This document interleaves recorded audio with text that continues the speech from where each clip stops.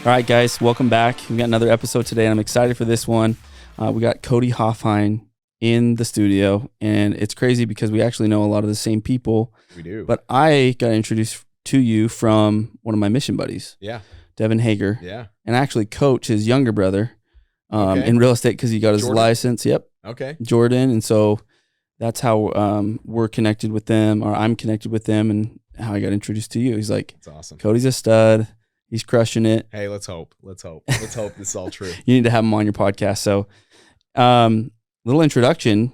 You've been in the real estate game, but more specifically, wholesaling, fix and flip, and just buy and hold, just long. And you franchised it. Yep. So anything related to that, right? But you're getting deals coming your way now at this point all the time, where people are willing to sell quick and for less, and then you can choose how you can assign it, you can take it on, you can long-term rent it, and now you've just built this really cool company. So I'm sure we're going to talk about that, but any route you want to take this. We've been doing that. So I got into real estate about 2015. So from there till now, it's kind of been a big evolution. What were you doing before that? Insurance of all things. Insurance, like stacking BBs. Yeah. That's really the game of insurance. It's like a long-term play. And you don't have anything to do with that anymore. No, that was the first company I ever sold. So that was, I started that in 2010, and that was because of 2008's crash. My dad's general contractor, and I worked for him. And so he lost a lot of his clientele overnight during that crash. And bless my mom and dad, they would pay me a weekly check every week, and we had no work, zero work. And I'm like, Dad, I can't do this to you. I'm not doing this to you, Mom. And so I went and got a job for a year selling vinyl fencing, of all things, for a company called Best Vinyl. And then as I was there, I started meeting people. I'd sell them a fence. I'm like, I'll never see you again because this is a 30-year fence. You just sold a product that I'll never have to use you ever again. I'm like, didn't think of that. He's like, you really should do insurance. And it's so crazy how when you look back hindsight in life, I'm a God-believing guy, and I know you are too, of how you just see God in the details of I needed that sales job because that's how I met my current business partner. Yeah. And then I got into insurance and grew independent insurance agency, sold that in 2017. But it was through insurance that I met the term wholesaling. I insured probably the most fix and flip, rehab investors in the state of Utah. So that's how it all started. And I was I was insuring them, and all of a sudden I'd go to their meetings and hey, I just wholesaled this home and I made X amount of dollars. I'm like, wait, what? Why am I not doing that? What is this? Yeah. I'm I made $500 on that policy. That was great. Well, for those that don't know what wholesaling is, I probably relate it to witchcraft, but if you could explain it a little bit better, one of the reasons I like it is because there's very little risk. Can you explain that for the listeners? Yeah. Here's how I actually heard it, and it made sense. So maybe I'll share it in the simplest form from how I heard it that caught me on, is you really just need to be the deal finder. So if you can go out and find the deals, and these are going to be off-market deals, so you're working directly with the homeowner. And these are homes usually distressed. So we're not talking your nice home, retail-ready homes. That's just not the clientele. I'd say 90+ percent, they're bad. I mean, I can't tell you how many homes we bought in Utah that have meth in them, and they're not retail ready because there's so much problems with them. Yeah. But because of that, you also get them at a discount. So we're buying these homes at 50, 60 cents on the dollar, or for the wholesale term, we're putting them under contract with the seller at 50, 60 cents on the dollar. And then we find Eric, let's say you're an investor, and you're like, hey, I love rehabbing homes. Let me know when you find another home. So I come to you and I say, hey, I've got this home, and let's make up for terms for just numbers. Let's say it's a $200,000 home when it's all fixed up, but I got a contract to put it under contract at $100,000 to buy the home at $100,000. I'd come to you, Eric, and say, hey, here's this home. I'll sell it to you for $120,000. And then you go to closing with $120,000. They cut a check to the seller for $100,000, and then cut a check to me for $20,000. And I move on to the next deal, and you're going to sit there and fix and flip it. And then at some point, you say go for it. Yeah. That's correct. So I hope that broke it down. Yeah, no, I think it's great. It's just a simple way to do it. You're putting it under contract. Are you putting it under contract with a due diligence where you can go and then find somebody to be able to, so you're not the earnest money you're putting down, it's protected for maybe a week or two? That's correct. Yeah. So a due diligence period, just like you would with a normal transaction, that allows you to get time to talk to your partners and investors and see if they want it and kind of go from there. And you're upfront with the seller saying, hey, this is what I'm trying to do. That's exactly and right. You're okay with that, right? And they say, yeah. And then you just go put it under contract. Your earnest money's protected. If you find somebody, then you just assign it to them. And then you make the 20 grand, or maybe sometimes there's opportunities for you to be able to purchase it if it's a great deal, and then you can do what you want. Yeah. Wholesaling at the beginning for me, it was like my only way to get ahead. Like I had no money to invest. And so that was the best part, is it allows you to get into real estate, where I think so many times there's too many people in our nation that think you have to be rich to be into real estate, or you have to have money to get into real estate. And that's simply not the case.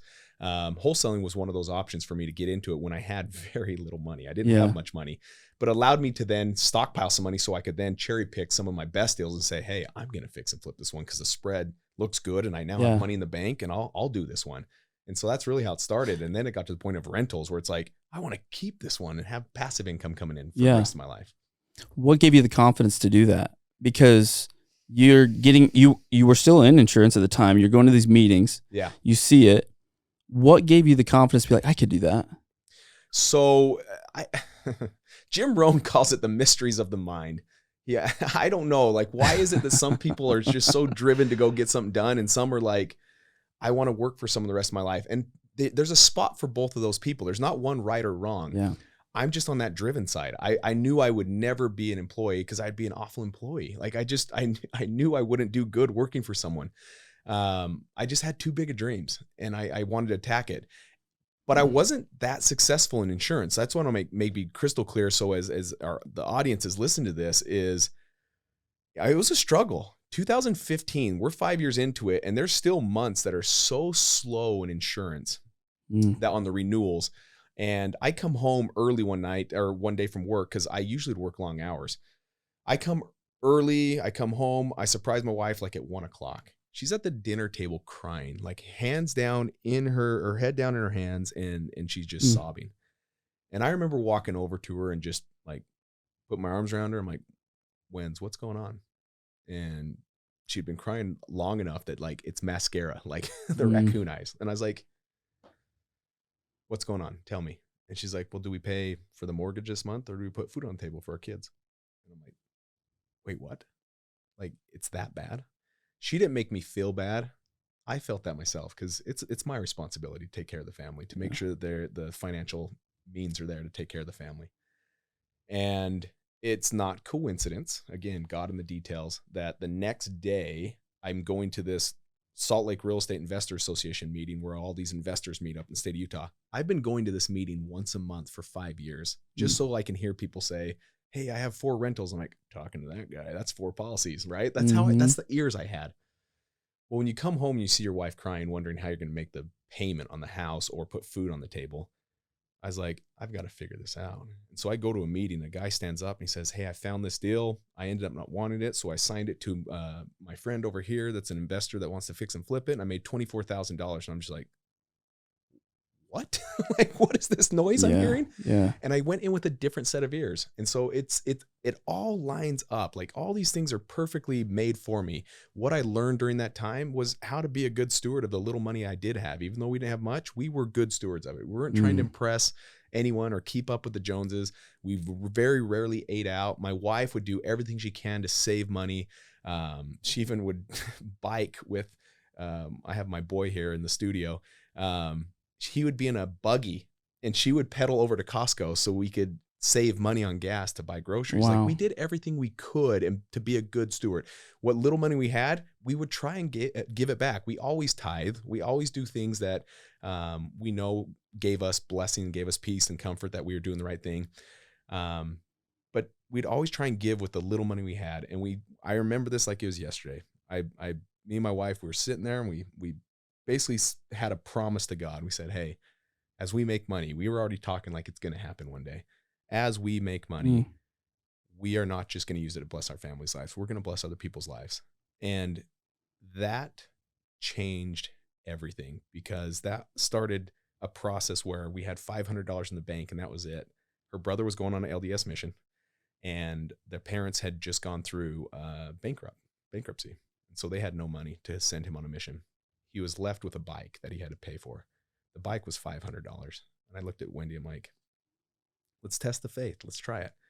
So we pay $500 for the bike. And next day, I'm at work. A guy walks into the insurance office. He's like, I need my insurance policy quoted for my commercial company. It ends up being like a $23,000 quote. I've quoted homes for $500, auto policies for $1,500. This is over 20 grand. I'm like, I've never done this before. I don't even know if we're in the right ballpark. So I give him this quote and he's like, I like it. Let's move forward with that. And I'm like, there's no coincidences. There's just no coincidences. And so we have our things that we have set aside where we have things in our life. That's a crazy story, man. Lives. That never happened before. Never. That big of a deal. Never. So that paid us, I mean, on a commercial policy, the first year was like a 20% hit. And so it paid us $4,000. I'm like, we paid out $500. This guy doesn't know us from anyone. Walks in the office. I happen to quote it, goes with it. It pays me $4,000. There's just no coincidences behind that. I think if there's anything from that anyone could learn from this is try it. Try that principle. That right there is a sound principle. Well, there's a lot of action and love that principle. There's a lot of action in your story. There's a lot of faith. There's giving. Yeah. I don't know if you feel the same way about giving. Well, first off, I got to back up and say we talked on the phone. We've texted back and forth, and when we were talking on the phone yesterday or 2 days ago, I believe it was. I'm like, I vibe with this guy. Like everything that's coming out of his mouth, we're very similar in how we think. We're just at different stages of the game. I'm a lot younger than you are, and you're further along. But the things that you're saying, I'm like, yeah. I'm feeling that same wavelength. And I don't know if you agree with me on this, but there's something about giving when you already like make up your mind that when you said that you and your wife talked about, hey, when we're successful, like it's going to happen, we're going to give. And we're going to give on a massive scale. And then you did, and then you had that big blessing, right? But doesn't it kind of like make you feel like, well, I got the most powerful being in the universe behind me, wanting me to succeed now? Not that he doesn't anyway. I'm not saying that. But like, we got a lot of like backup power behind us because we have the right intention. That's right. You know what I'm saying? That's exactly right. Jim Rohn has a quote up there. It's one of my favorites. You're the average of the 5 closest individuals you spend the most time with. You drastically increase that average if one of them's God. Yeah. Like you drastically increase that average. And so that's always been a part of me and Wendy's life. We try to instill that in our kids' lives. And then more importantly is you can't outgive the giver. Like you just can't. You can't go wrong. And if you can't give when you have nothing, I think the mindset is when we have money, we'll be able to do this. And that's the other fallacy or the myth out there is once we have money, we'll do this. It just doesn't happen. Habits are habits. And as you make money, if you haven't been giving when you didn't have money, like good luck. It's not going to change just all of a sudden because you have money. No, it's just your spending habits become more. And it's like, well, I still don't have money because I mean, and you start justifying, I was in this house for so long and now I want to upgrade to this house. So there's really no leftover money to give. But when I get to the next level, I promise to give. And you keep prolonging it. So giving is a huge principle. There was a story that I can back, I mean, along the same lines. I remember when we were just starting out. In fact, technically we were in the whole $2,000 because my wife had $7,000 when we got married in student debt. We had $5,000 in our account. So I looked at it as we're behind $2,000. That's right. And, I think the world looks at it differently, but I definitely was like stressed out of my mind. Like, you mean we're like in the negative? I've never been there before because I wasn't my parents were like no credit card, Dave Ramsey kind of people. Anyway, I remember having the thought, why don't I just try to give extra in fast offerings? Yeah. And I remember going to my wife, we used to give like, I think we were like trying to like, okay, so an average meal is like, back then it was maybe like $7-8 so we'll give like $14 this month or something like, and we'll fast, you know? And I went to my wife, I was like, let's give $250. And she's like, that's a lot of money. And back then it was like $250 is a lot of money. It's like, let's give $250. They're like $250 is a lot.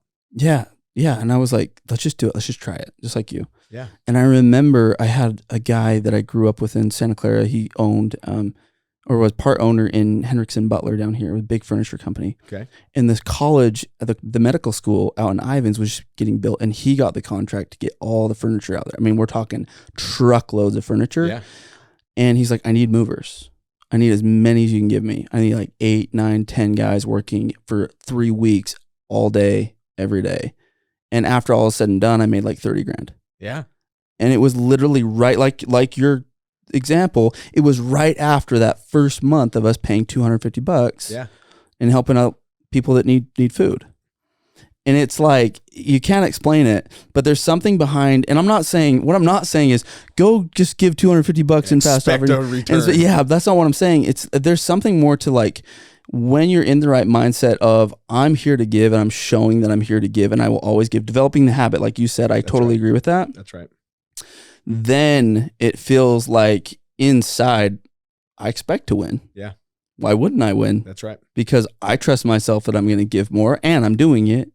So I'm keeping the commitment that I said I was going to keep to myself. You know what I mean? It's 100%. It's the law of the harvest.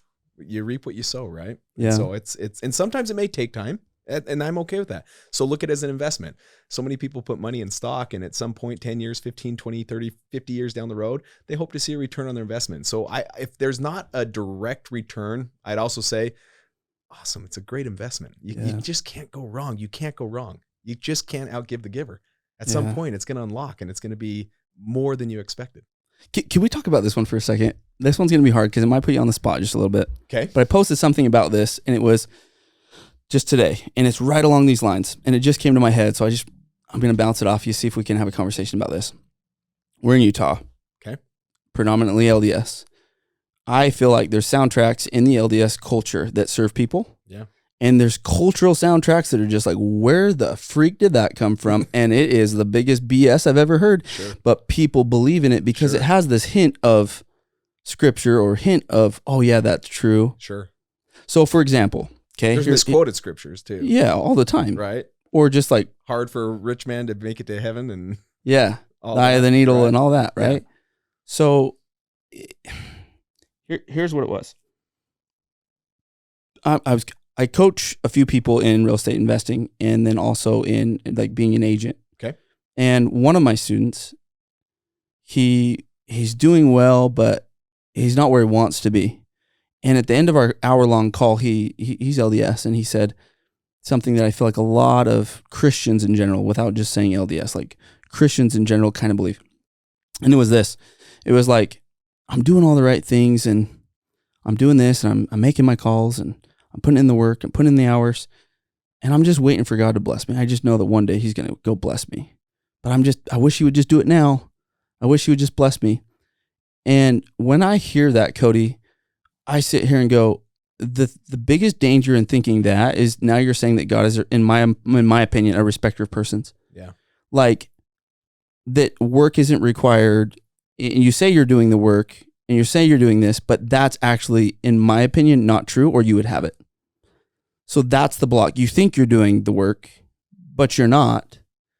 And you're also just believing too much in that God divvies it out to people. I think God doesn't care so much. It's like, do you want it? Okay, cool. Like when I pray, Cody, it's like, hey, God, I've thought about this. I've dreamt about this. This is what I want. And I'm going for it. Hey, stop me if I'm wrong, but like I'm going for it. Yeah. It's not like hey, please bless that this will come into my life and this will all work out, and please just throw it on my doorstep and oh, thank you if you do. You know, it's like, no, I'm gonna go put in the work, and it's not asking for permission. Yeah. Does that make sense? So 100%. so why do people do that? And is that right? Is that right? Is there a place for that? Is it wrong? There's multiple questions here, but what's your take on that? So if we're gonna go like a where you could use a scripture to tie into this. So I hope there's someone that this resonates with. The prodigal son. He gets his dad's inheritance, one of the sons, does well with it, stays home, helps his dad, being the good son. The one's like, lives a crazy life and loses all of his dad's inheritance. Comes back and is well received again, though.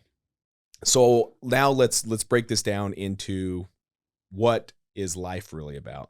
Life's really about, it's not about if I build a $10 million business, $100 million business, $1 billion business. It's not. At the end of the day, my focus and our family's focus is how do we become more like God every day? How do we become the best version of ourselves? So that's maybe a universal principle that everyone can say, hey, I can buy into this.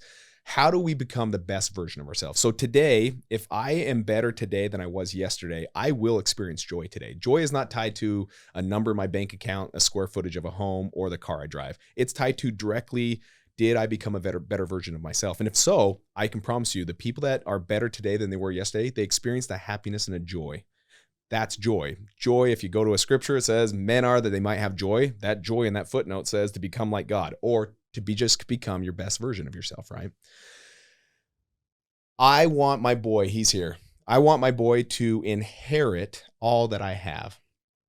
But what I won't do is I won't give him that until he can become the person I have become to have what I have. This is exactly like God.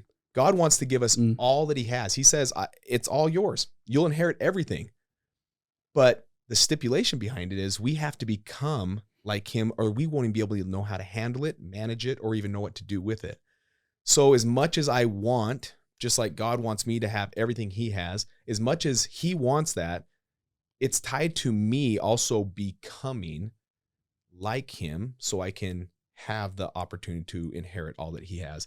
Like my boy, he has the opportunity to inherit all that I have, and I have no problem giving it to him if he's willing to do the work and become like the person I've become or better, right? That's the hope, is to become like me so that he actually knows what to do with that, because you can ruin a life super quick by giving it to someone that has no personal development behind them. They have not become a better version of themselves. They have not become the person like you to have why you have it. The reason why you have what you have, Eric, the reason why I have what I have, and I'm not suggesting I have this whole world of everything in my life. No, it's not. But I do have what I have. You have what you have, is a direct result of another Jim Rohn quote. Rarely does a man's income exceed their level of personal development.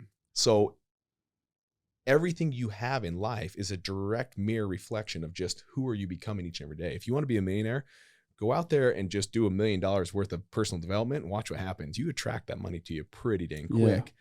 But you can't teach a Walmart bagger how to be a millionaire being a Walmart bagger. It's just not going to work. I love the Walmart baggers. I'm not making fun of them, but that value that they're trading in life won't ever pay them $1 million. So let's keep going down this, because I'm agreeing with you, but I want to be able to identify a couple things here. Yeah. I used to think when I was younger, I got to become something and then it happens. My thought is you have to have an identity shift. So the Walmart bagger won't become that because in his mind, he's a Walmart bagger. Yeah. But there are Walmart baggers, and there's stories of people that still are doing that, but want to be something bigger and want to be something more, just like your story. Sure. Selling fencing and insurance and where you are now and selling franchises. Sure. I was the same way, but the whole time I'm like, I'm meant for more. Yes. I believe that I'm meant for more. And that is definitely a key, piece to all of this, a piece of the puzzle. It's not the answer, but it's a piece of the puzzle, a tool, if you will, to be able to get where you want to go. So first, saying that, the danger, I think, with people, we gotta set a standard here. Like the standard being, we're gonna assume a couple things, that the person has a lot of desire. They're sick of the state that they're in. Yeah. They come home and their wife's crying at the kitchen table, and you're like, "What's wrong?" And she's like, "Are we going to feed our kids, or we're going to pay our mortgage?" That kind of fear. Will you, or will that send? Where's that going to take you? And say, who are you? Boom! There's my next opportunity. Yes. And is your thought, "I'm worth it. I'm something"? That to me is what it's all about. We're all going to have kind of those moments, and are we going to rise to the I am something meant? I'm meant for something greater, or are we going to just crumble? Yeah.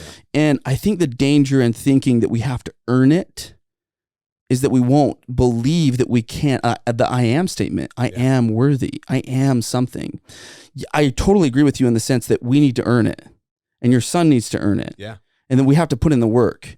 But I think people get caught in that thought. Yeah. That, well, I have to do the work and be able to get the thing. And once I get the thing, then that means I am that. Now they're attaching their identity to the thing. To the outcome. And they'll never get there anyway because they've never really seen themselves as successful. And even if they did get the thing, they'd crash it and burn it. That's right. So at some point, we have to change our identity. Yeah. And it can start right now. Yeah. It doesn't have to be earn the identity, because by having the identity, you start to attract the people, your 5, the things, and the outcomes that you want. Now you just go put in the work. That's right. Right? That's right. And limiting beliefs play a big role in this, right? And most of our limiting beliefs were caught or taught. So when we think some of the cultural things that are adopted just through any lifestyle, so not just specifically Christianity or anything like that, just there's so many limiting beliefs Parents, that come from this. Teachers. Yeah. And we make neighbors, friends. It's your earliest leaders. It's your earliest people in your life. And so I look at when sometimes we're making these decisions, you've got to be careful because everyone thinks it's just affecting me. Let me give you a story. Yeah. Fleas, stupid fleas, right? They jump 4 feet. Fleas jump 4 feet. Put them in a jar, put a lid on it for only 3 hours. Take that lid off, and that flea will only jump to the height of where the lid once was when you took it off. 3 hours. 3 hours, it's already been trained. You can't jump 4 feet anymore. And now you've placed a limit on this flea's life. Well, when these fleas have offspring, their offspring jump, coincidentally, to the same height as mom and dad, which is a false wall. There's no lid on anymore. The lid's gone, but they only jump to the top of the jar and go back down. So that mom and dad flea, that choice they made affected generations. We have to be careful with our limiting beliefs. These limiting beliefs, they're real. Like if you don't believe you can build $1 million company, you're right. Henry Ford said it in a different way. He says, whether you believe you can or can't, you're right. Yeah. It's a truth. It's limiting beliefs. And there's so many limiting beliefs. And I think there's things that do happen to bless your lives, even in hard times. I lost my mom 2 years ago to cancer. And that was a hard time. We took her in because she had stomach problems. And they said, you have 2 weeks to live. 2 weeks. This was a cancer that took her that quick. And when she passed away, it was 3 weeks later. So I got an extra week. When she passed away, there was a blessing that also came from like attaching yourself to mortality and realize every day is a gift, first and foremost. Second of all, go live life without fear. Like that was like my time to say, you know what? I've been playing small. I have been playing with some fear and limitations, these limiting beliefs. I'm done. Yeah. Like I'm done. It so relieved me of that. It gave me my power back to say, like, go to casino of life, go all in on you. Don't go all in on corporate America. Don't go all in on playing small and playing safe. Like if you want it, go do it. Amen. And I found out that it is possible. Like what I've done in these last few years has been a multiplier of what's been done over the last 15 years because of this gift of losing my mom. And some people say, how's that a gift? It's hard, guys. There's days I still tear up, choke up thinking about my mom. The gift is though, I don't play small anymore. I don't play small as a dad. I don't play small as a business owner or a business partner. I don't play small in business. I don't play small in my relationships. I go all in. And that's been a blessing. That's been a huge gift. That's so good. I have a similar story, but it was with me. I was involved in an explosion and I thought I was being life flighted. To spare the story, you can go back and listen to in my earlier episodes, but I was being life flighted and I was conscious. I had this explosion in the back of the truck. It flew out of the truck. I had second-degree burns all over me. They were worried it got in my lungs, so they're life-flighting me to San Bernardino, California in a helicopter. And as I'm in the helicopter, I have the thought, just like everything kind of goes silent. It's like, are you happy with the way you're living your life right now?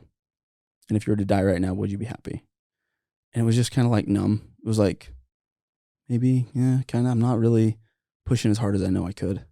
And there was a couple things that I knew I needed to change. Pornography was a part of my life at the time. It was about once a month. And I just didn't want it there. Yeah. And I was like, I need to change that. I know I need to change that. Yeah. It's not helping me with where I want to go in life. It's not helping my relationship with my wife and my kids. We had our first and we were pregnant with our second at the time. And it just shocked me. So obviously I'm here, so I didn't die, and we got the wounds cleaned up and I made it home. Don't the story, but it worked out. I'm here. I'm here. But it shifted. I mean, it was literally like the explosion was a shock. Yeah. And it woke me up to, why are we living in fear? And there's that book. I don't know if you've read it, Outwitting the Devil. Napoleon Hill. Yes. I feel like I've read half of it, and it was a little bit more profound at that time of my life to fully understand the concept. That book. But this is one I want to go back to. It was one of my favorite books of 2022. And the reason I loved it so much is because I never considered at the time, like Napoleon Hill's not known for being a religious guy. No. Think and Grow Rich is what he's famous for. Right. But that book was written in the early 1900s, but not published till the early 2000s because it was seen as a book at the time when he wrote it, something where he was going to be like people were going to think he was crazy. Yeah. And so they didn't publish it, but then his family found it in the early 2000s, like, oh my gosh, this is gold. We need to publish this thing. And then it's taken off. The thing that I love about that book, he's having a conversation with the devil, and he talks about fear. And you mentioned fear. Yeah. And I have too, like, live without fear. In the book, the devil says, one of the tools that I use to control the minds of men, which he says is his goal, is through fear. Yeah. And he says, I don't care if pandemics, and remember, it's written in the early 1900s, but he's talking about pandemics, financial collapses, world wars, big things. He's like, I don't care if they ever happen. I just want people to believe that they could happen. Yeah. And if I can get them to believe that they could happen, then I've got them. That's because they're captivated by fear. Right. And the other thing that they talk about in the book is, and I never considered at the time, I was never open to the idea that this could even exist. But the devil said, I have control over all churches, people inside the church. And I was like, what? What does he mean by that? Like, I've never heard that. That just seems so counterintuitive. Like, my whole life, like, you're in a holy place, you know? Like, why would the devil have any power there? How many things do we do that aren't true, but we're basing it off of a religious belief? But it's holding us like that flea in that jar. Yeah. Because we're not willing to question it. Yeah. To question where it came from. Is this from God or from man? Yeah. It could be from a stake president, a bishop, or somebody that, I mean, church doctrine in general has changed. But what is it? Can we challenge that? I think absolutely we can challenge it. We shouldn't just take everything in like a buffet and just say, I'm never going to question that.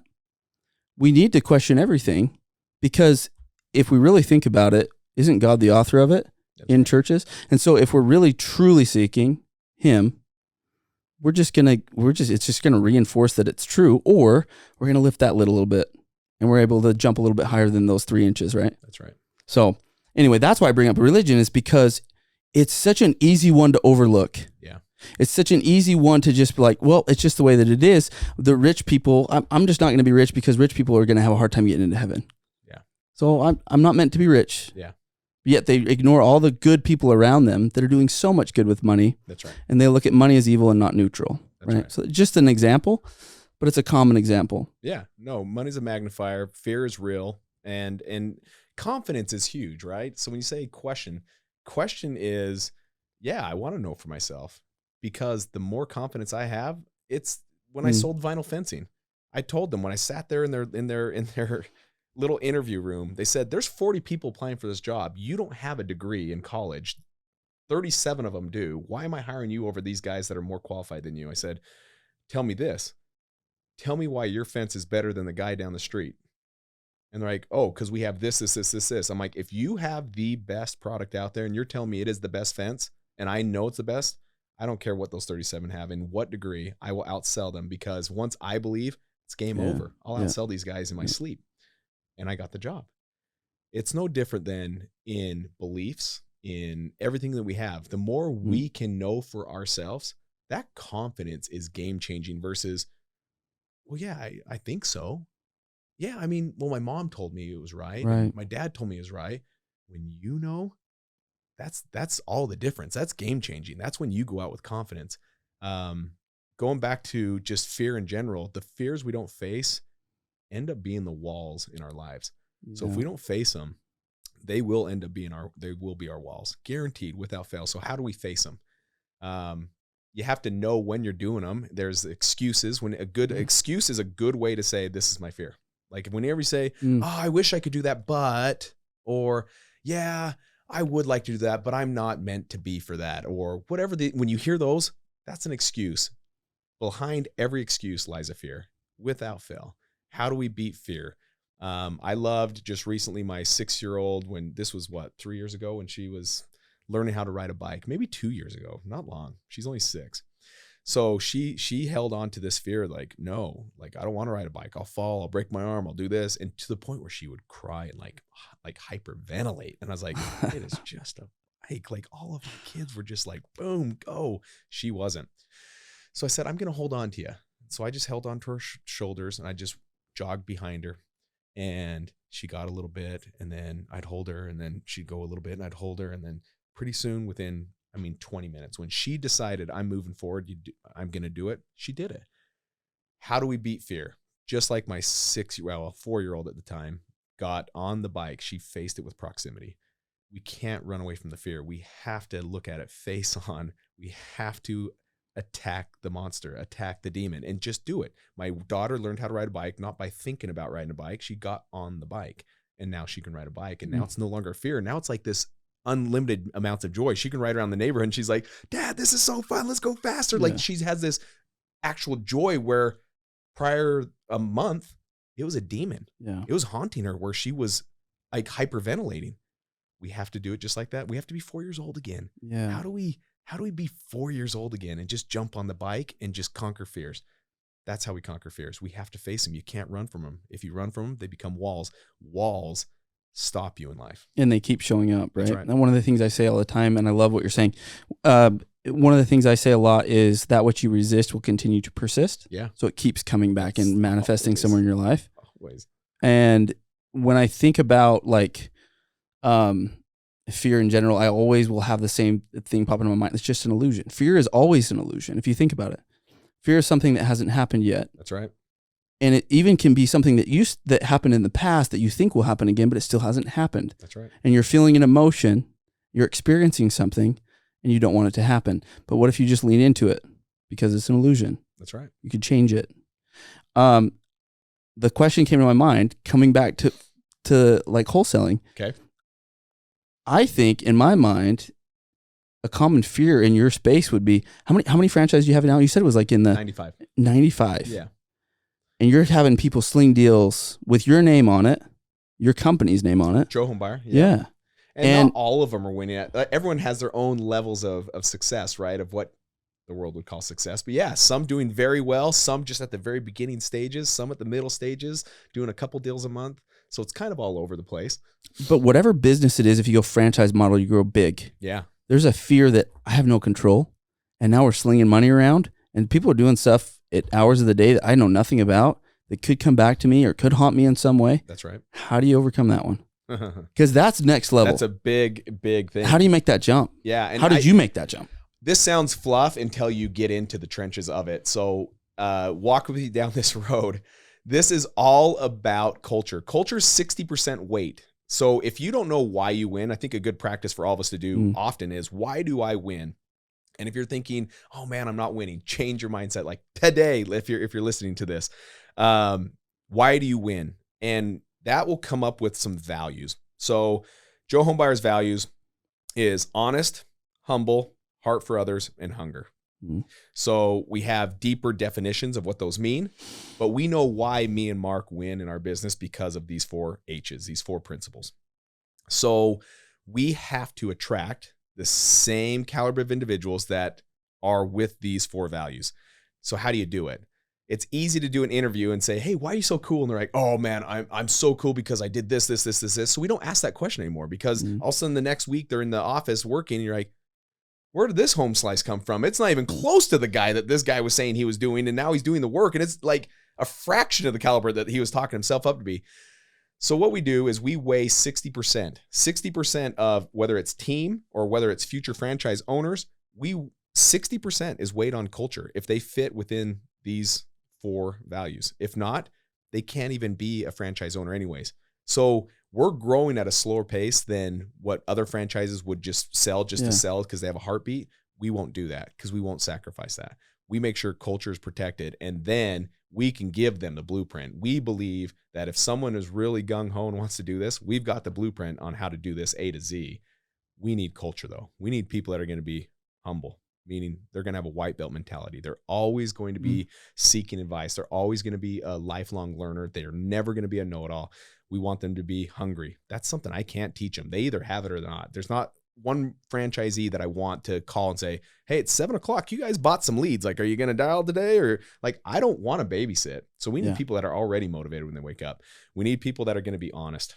And that just goes without saying. And heart for others. This business really is, when you serve these homeowners at the level that we serve them, the byproduct is you get a home at a discount. But it's not until you serve these people and love these people and listen to what their real problems are and then bring real-time solutions to solve those problems. So that's what we weighed on. And that's why we've only had 95 instead of what maybe could have been 250. It's because that is everything, because you can't bring dishonesty into this. You can't bring someone that says, oh, I know how to do it, I don't need your help. Sorry. Like, there's going to be a shift and you're going to need our help. We need humble people. We need great people that will always grow with us and be bought on those same values as us. And that was what was able to help you get over the fear then. So you're attracting people that are like you. Correct. And even if they operate at 70% of your capacity, you're still cool with that because they vibe and operate under the same core set of beliefs. Yeah. And part of Joe Homebuyer, what our tools that are provided besides just the A to Z on how to find a deal in real estate is, in fact, we were just doing on the drive down here from Salt Lake, is every Thursday we do a personal development call. So part of Joe Homebuyer's system is we're going to help you also become a better individual, a better leader in this world. And the byproduct is the money chases you, right? So that Jim Rohn quote, we just got to help them. So they're not only just going to learn the A to Z, they're going to become better people. And that's what this is really all about is money's a byproduct. I think so many times we chase money and I used to. I would say I'd be lying to you if that wasn't when you're first married. You're like, I got to do whatever I can to make money, and I think that's natural, and I think that's normal. Yeah. But the moment I had that, oh man, this is not about money. This is just a journey of becoming a better individual. Like no more, no less than that. If I became a better person today, whether I lost $1 million or whether I made $1 million, did I become a better person because of it? If so, that was an awesome day. Yeah. But in the world, you'd say, man, you just got hit with $1 million. Like that's an awful day. There's perspective behind it. Yeah, for sure. So. One of the things that Garrett Gunderson, I remember I learned from him. You know Garrett? Heard of Garrett? I want to say yes. He's a stud, but he wrote a book called Killing Sacred Cows. It's not a well-known book. But one of the things he said in there was money is just a receipt for value that you've created. Sure. So you flip it. I believe that. Go create value, like you're saying, the money's chasing you. Like you're growing in value, you're creating more value, and then money's just going to follow you because it's a receipt. That's right. Right? That's People right. will pay you what you're worth or what your value is worth, right? So just go create more value or become more valuable. That's right. One of the things, Justin, you're going to be on his podcast. He just started a podcast. Like I remember taking him to lunch like a year and a half, 2 years ago, and I didn't know him, and I just like hit him up on Instagram just to get to know him because he's a stud. And one of the things I asked him was kind of along these lines. And I was like, how do I hit these goals or how to make more money? And his response was, why is a diamond valuable or something like that? I was like, because people want it. He's like, because it's rare. Yeah. It's like, you want to be worth something, become rare. How do you become rare? And then he took me down the path, like become rare, do the things that a lot of people don't do, because then you increase your value and then money's just going to follow you. I'm like, so simple. Yeah. And it's true. It is very true. Robin Sharma breaks it down in just a simple principle.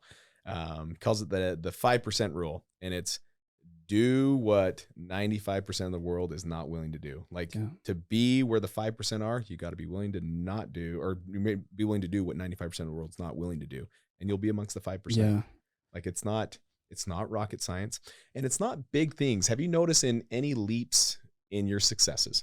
So you're going your journey, I'm going my journey. We're going at different journeys, but every leap, it's always been small things. They're not big It's usually things. not the neon sign that people try and sell you. No, it's always been consistent action, consistent habits. Simple, not easy is what I say. Simple, not easy. But they're not easy. Big things. Like I think so many times we think, oh, that guy's a billionaire. He must have done something very big. Richard Branson, every company he touches is a billionaire. He must be doing big things. Do you know what he says? He says, I find Picassos. Yes. I give them the resources that they need. And then I step back and watch them build my $1 billion business. He's just a visionary, a great visionary. Like, that's it. Like, I'm like, oh, never in there did he say, oh, what I did is I put it all on black and I won this time. Like, no, it's no one big thing. Like he is just very consistent at doing the things that matter. Yeah. That's it. Yeah.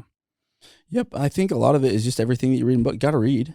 10 pages a day. That's a goal. And that's been mine since 2015. I've read 10 pages a day and I haven't missed. And whatever it takes. I mean, it just read. Yeah. Like if it's 3, if it's 5, if it's 10, if it's 20, just read. You know, you got to get through content because it reframes all of these things that we're talking about. Right. And that's just been that's for the rest of my life. That's going to be a staple. 100%. If I want to keep growing and learning, I have to read, and I have to read new content and old content and be able to because it eventually starts to feel the same, sound the same with different angles, but I change and life changes. That's right. And I also need to be reminded of it. Yeah. Because there's situations that'll come up where if I just read that book, it's like, now I know the answer. That's what I need to do. And it seems to work more often than not. How many times have you read a book 3 years later and you're like, is this a new edition? Like, I don't remember. Yeah, you don't remember a lot of it. You usually take like 2 or 3 principles out of, at least if you're me, That's like right. That's all I do. So simple, not easy, because you have to have consistent habits for sure. But anyway, so many good things. I got to be honest. I would be nervous to have 95 franchises. That's another level for me. Everything that I've done, for the most part, I have a moving company where I let guys go out and I don't even think about them. Yeah. But it's one moving company. It's like one truck at a time, one per day. Yeah. And like that was hard though. Yeah. For me to like 7 years ago when I started, I used to do all the moves. You can ask my wife, like when I stepped away and I was just like fidgety all day long. Like they're going to break something. I'm going to have to pay for it. We're going to go under. We're going to have to pay all this money. They're going to break the piano, something like that. And it was so hard. And now I don't even think about it at all. And I haven't for years, but to get to where I have 95 franchises or franchisees and be able to put that all together, that's hard for me. So it's cool to be able to talk to somebody like you that's done it, because it kind of gives me permission in a way like, hey, he's done it. That's right. I can do it too. That's absolutely true. Absolutely true. We'll all face what's like the pain loop. We'll always face this. It doesn't matter where we're at. So where you're saying, oh man, that gives me the heebie-jeebies to have 95 moving companies. So at some point we get to a growth pattern where we get into a pain cycle. And during that time, you have to always look at, okay, what's the next skill set that I need to invest my time in to get to the next level? And then I've got to challenge my beliefs. So these beliefs will keep coming back, because right now you're only going to work with what gets you to the next level. So right now there could be a belief system, a limiting belief, and there might be a lack of a skill set that gets you to see why it makes you a little nervous to do 95 moving companies at this moment. But it's because you're on this journey. You're going to be in this pain loop. And every time when you're in that, like, oh man, I feel like I've got a ceiling on how much money I'm going to make. Well, during this time, that's that pain loop. Yeah. Now it's like, okay, what's the skill set to get to the next area? And then what is the belief that's limiting to get me to the next level? You spend your time on that and you break free from this pain cycle. And now you get to the next level. And most people, if they're listening, if they're from like 0 to $250,000, I'll give you a tip right now. It's the number one skill set that most people can't get past $250,000 is delegation. They don't know how to delegate correctly. They don't know how to lead and guide a team. So that's where I'd be spending my time. If I was at the 0 to 250 range, I'd be spending it all on learning how to delegate, lead teams, and that will catapult you. Like it. That's cool. Most people's doing it themselves. Like when they're at $250,000, I believe anyone can do $250,000 by yourself, wearing all the hats. Yeah. But you can't get to $1 million by yourself. I was at an event with some buddies recently, Casey Baugh. We were at his house, and he's up north. I think his net worth is like 175-ish million, 175 million. And he's just like, it was so simple. Again, simple, not easy. He's like, there's a path to get to $500,000 in net a year. There's a path to get to $1 million. There's a path to get to 10 million. There's a path to get to 100. There's a path to get to $1 billion. They're all different. Yeah. You can get to $500,000 by yourself, working really hard, getting really clear, pushing, just you solo. There's even some people in this room that could do it by themselves and get to $1 million. Yeah. But you're not going to get to 10 million. Very rarely, if ever. Yeah. There's a process to 10 million. And we started talking about that. And his whole advice was go and read as many books as you can in your industry or wherever you want to go, as many books as you can for that whole year, and go interview the top 5 people that are doing what you want to do to get to that 10 million. That's super smart. And then when you want to go to 100, do the same thing. And or just the next levels, right? To be able to learn what you need to learn. You were going to say something. I cut you off. Go ahead. No, the genius behind what you just said is only take advice from people you'd be willing to trade places with.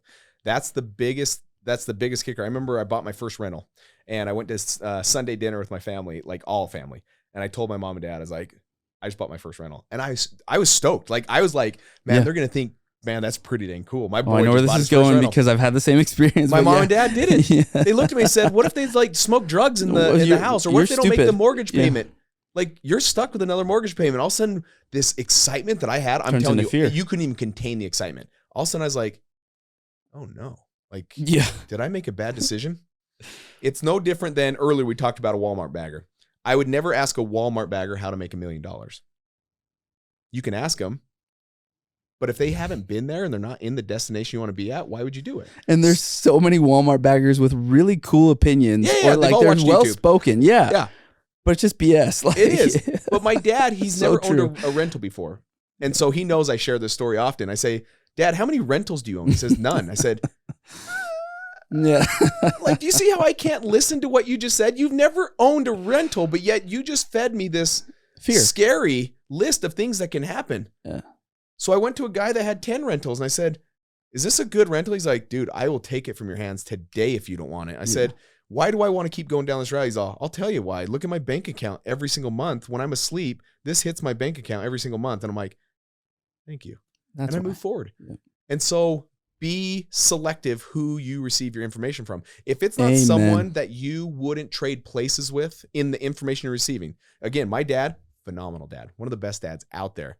So when I want dad advice, I go to my dad. When I want rental advice, I don't go to my dad. It's not the same person. And that I hope people, we will share. Sometimes we share it. We don't even expect to, we're not going to them for advice, but we share it with them. That's right. Because we're excited about it. That's right. And I think that's the key is like, guys, don't even share it with them because you're just going to get a whole negative belief system. Sunday dinners changed. Yeah. It was more about, do you want to play pickleball? Your mouth. Yes. Like, do you want to go play cornhole? Yeah. That was what we talked about on Sunday dinners. I didn't talk about rentals. Yeah. At all. It's not worth it. Be selective where you put your conversations at. It's just negative energy. If you're not willing to trade places with the person you're going to talk about, don't even talk about it. Yeah. And if you accidentally do it, you got to pluck it out like you would cancer from your body. You brought up pickleball. And so I'm gonna end with this. And we've been going about an hour, so this is kind of we're gonna wrap it up with this. This has been good.